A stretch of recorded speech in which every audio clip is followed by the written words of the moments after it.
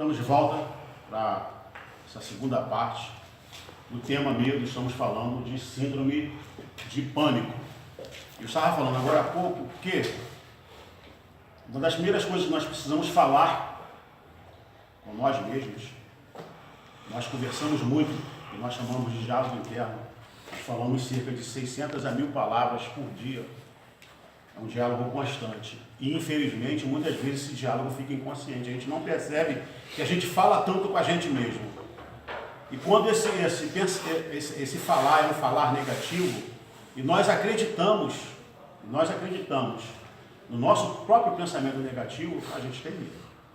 O problema não é ter pensamento negativo, nós não podemos controlar os pensamentos.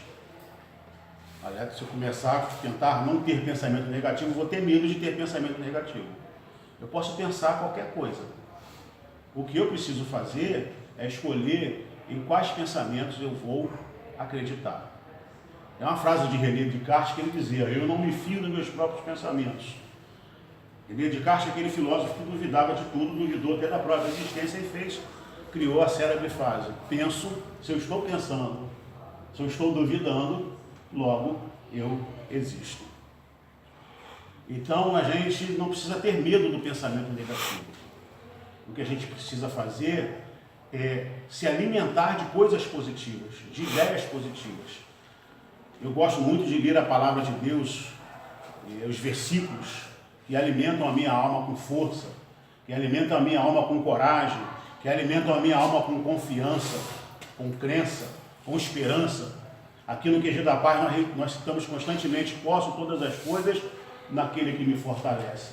Eu posso ser feliz, posso ser vitorioso, posso prosperar, posso passar pela enfermidade, pela uma dificuldade, pela uma doença.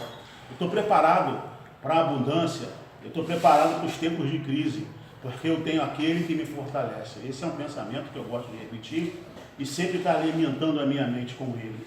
Há uma outra passagem, Romanos 8, 28, Deus faz com que todas as coisas cooperem para o bem daqueles que o amam, daqueles que são chamados segundo o seu propósito. Então, quando vem um pensamento negativo tentando me desanimar, um pensamento negativo tentando me derrubar, um pensamento negativo tentando me paralisar, fazer com que eu fique ali tristinho, fique ali desanimado, deixando as sensações desconfortantes tomar conta da minha vida, do meu corpo, eu coloco esse versículo em prática. Não quer dizer com isso que eu vou negar o sentimento, senão eu estaria racionalizando, estaria fazendo um mecanismo de defesa para não sentir. Não é tentar não sentir, é validar o sentimento. Sim, eu estou com medo, esses pensamentos me vieram à mente. E às vezes esses pensamentos eles acabam com o nosso dia. Às vezes você está tranquilinho, você está feliz, e às vezes até pelo fato de estar feliz, está tudo dando certo. E aí vem um pensamento: mas se morrer um filho seu? E se morrer o seu neto? E se morrer a sua mãe? E se? Que coisa terrível. E se? Pensou você carregando esse peso, essa cruz? E se? Essa cruz não, perdão, esse espinho. Porque cruz a gente vai lá e pega pra gente. É o que diz a Bíblia. Cada um de si tome a sua própria cruz e siga-me. Cruz é renunciar os nossos desejos. Cruz é não fazer a minha vontade, mas fazer a vontade de Deus, e depois com isso encontrar até a felicidade, encontrar a satisfação por ter feito aquilo para o qual Ele me criou. O espinho é aquela coisa que a gente não quer mais estar ali incomodando. É o que Paulo diz: ele orou 3 vezes a Deus pedindo que tirasse o espinho da carne, e Deus disse para ele: o meu poder se aperfeiçoa na fraqueza, por isso a minha graça te basta.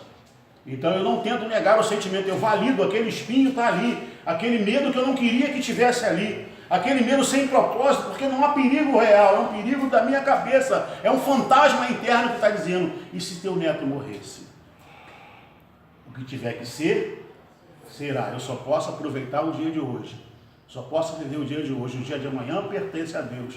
O que tiver que ser, será. Eu sei que é muito difícil, porque a gente às vezes está tão acostumado a acreditar nos nossos pensamentos negativos, que a gente acredita, e por isso que a gente sofre, porque a gente acredita. Eu preciso desconfiar desses pensamentos, e começar a desconfiar que ele mente, que o propósito dele é apenas me paralisar, me entristecer, me destruir. Mas às vezes o pensamento negativo, ele pode ser importante, não quer dizer que todo pensamento negativo, ele deve ser afastado. Porque às vezes a gente, por excesso de otimismo, por excesso de euforia, por excesso de confiança, a gente faz besteira.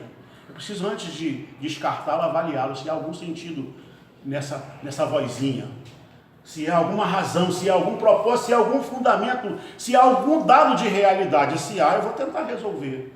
Mas quando está tudo bem, você está feliz, está tudo dando certo, e aí essa vozinha vem, porque lá no passado você ouvia, né? Ah, quem está feliz, né? Está muito feliz, espera, aguarda. Você vai ver só, dia de riso, pouco siso. Dia de muito, véspera de nada. Quem ri muito acaba... Já ouviram essas frases? Quem muito ri acaba chorando. E às vezes a gente tem culpa. Isso aí já tem um tema ligado à ansiedade, nós vamos falar mais adiante. Culpa não resolvida. Às vezes a questão é de culpa. E eu vou acabar me repetindo mais adiante, porque eu vou falar isso quando eu falar de um tipo de ansiedade. Que a gente não se resolveu lá atrás, e aí aquela vozinha aparece quando a gente está feliz. Aquela vozinha aparece: você não merece, você está devendo. Você fez pessoas sofrer, você fez coisa errada, você não tem direito de ser feliz, e vai acontecer isso assim, assim com você, e pum, você estragou o seu dia. Aquela voz estraga o seu dia. O que a gente pode fazer? Não acreditar no pensamento negativo. Se ele não tiver nenhum dado de realidade, eu decido não acreditar nele, e vou começar a buscar coisas positivas. Existe fora da palavra de Deus pensamentos positivos, autores que escrevem frases motivadoras, frases otimistas, frases de vitória, frases de força. E eu vou então focar a minha mente nessas coisas, se alimentar disso. Eu preciso me acostumar a ler essas coisas, porque senão eu vou ter apenas um banco de dados de coisas negativas que eu fui ouvindo ao longo da vida, principalmente se eu vivi, se eu tive contato, se eu tive experiência com pessoas negativas. Porque essas pessoas foram falando ao longo do meu desenvolvimento e foram me inculcando, foram me enchendo de palavras que hoje tocam como se fosse uma fita. Muitas vezes eu estou feliz e tem alguém me olhando com um olhar de crítica, um olhar imaginário. E eu me sinto mal por isso. Por quê? Porque na minha infância, quando eu estava feliz, tem gente que se incomoda com a felicidade do outro. Eu estava feliz, aí tinha alguém me olhando com a cara feia, como se a minha felicidade fosse algo errado. Isso apenas, é claro, gente, é apenas um exemplo. O que a gente precisa fazer é começar a não acreditar nos pensamentos negativos. Ouvir esses pensamentos, dar voz a ele, ter clareza do que ele está falando, avaliar o que ele está falando, ver se tem algum sentido. E se a gente descobrir que não tem sentido nenhum, a gente precisa recusar e voltar-se para as coisas positivas. Eu sei que falar é fácil, fazer é mais difícil. Difícil, mas não é impossível. Se a gente acreditar que é possível, se a gente acreditar que a gente merece ser feliz, se a gente acreditar que a gente não tem controle sobre o que vai acontecer, eu só posso resolver uma coisa de cada vez. Por isso que a gente vai até se repetir um pouquinho aqui, porque lá na frente eu vou voltar a falar. Quando nós falarmos de transtorno de ansiedade objetiva, nós vamos lembrar das palavras do Mestre Jesus: basta a cada dia o seu próprio mal. Lá na frente nós vamos ver a ansiedade, vamos ver que a ansiedade muitas vezes é tentando controlar algo que está fora do nosso alcance, algo que está no futuro. Então nós precisamos abrir mão desse controle, precisamos aceitar a vida como ela é, desfrutá-la ao máximo. O que tiver que ser, será. Eu só posso resolver um problema de cada vez. Eu preciso acreditar que eu tenho o direito de ser feliz. Se o meu medo está fundamentado em coisas inconscientes, em coisas que eu ainda não tenho noção, eu preciso aprender a buscar isso, essa consciência, esse conhecimento com o Todo-Poderoso. Eu preciso fazer uma oração corajosa que fez um poeta chamado Davi. Salmo 19, 12. Quem pode discernir os próprios erros? Quem pode entender por que sente determinadas coisas sem o controle dela mesma? Aí ele vai dizer: poder superior, Deus, que ele chama de Yahvé, expurga-me tu daquelas coisas que me são ocultas, daquelas coisas que me são inconscientes, daquelas coisas que são encobertas. No Salmo 139 ele faz uma outra oração, que eu digo que é uma oração de muita coragem. Ele diz assim: sonda-me, ó Deus, prova os meus pensamentos e os meus sentimentos, vê se há em mim alguma coisa ruim para me guiar pelo caminho eterno. Muitas vezes a gente não sabe por que está sentindo medo, mas tem porquê.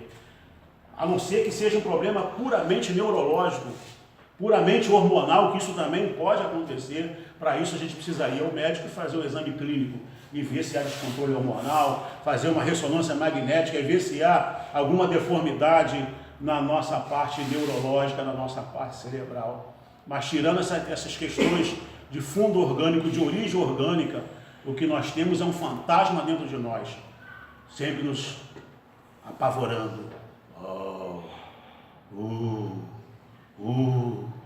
E muitas vezes a gente nem quer encarar esse fantasma. Muitas vezes a gente não quer nem vê-lo, a gente quer fugir, inclusive não ouvindo o que ele está falando. Assustado de uma coisa que a gente não viu ainda. É preciso parar e encará-lo, e enfrentá-lo, ouvi-lo e não acreditar nele, e dizer para ele: não, o que você está dizendo não tem um dado de realidade. Eu prefiro acreditar nas coisas boas. Se eu posso fazer alguma coisa, é acreditar. Eu não tenho controle sobre o futuro.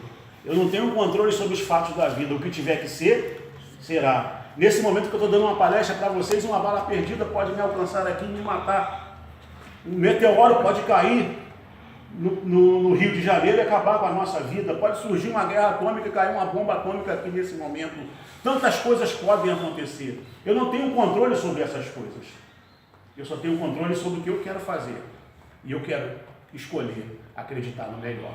É uma questão de escolha. Eu prefiro acreditar que eu vou viver ainda durante muitos anos. Eu prefiro acreditar que eu vou ter saúde. Eu prefiro acreditar que tudo vai dar certo na minha vida, que eu vou resolver os problemas, que eu vou vencê-los. Eu escolho acreditar no melhor.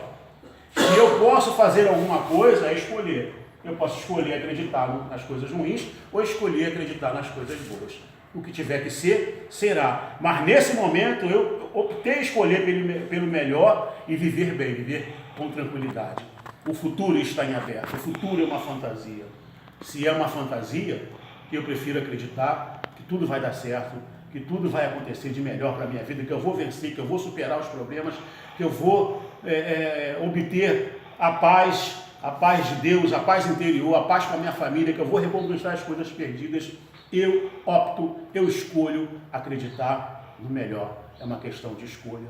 Então é isso. Deus nos ajude, que Deus nos abençoe, ajude aí os nossos amigos a pensarem nos seus próprios fantasmas, encará-los de frente. Há um exercício que a gente faz e a gente constantemente fez aqui, eu vou fazer com vocês ainda essa semana de novo. Vamos aproveitar essa palestra para poder fazer esse exercício e estaremos fazendo também com os grupos que a gente tiver contato. Isso aí, um ótimo dia para todos que nos ouvem, ótimos momentos. Acredite no melhor. Deus tem o melhor para a sua vida. Amém.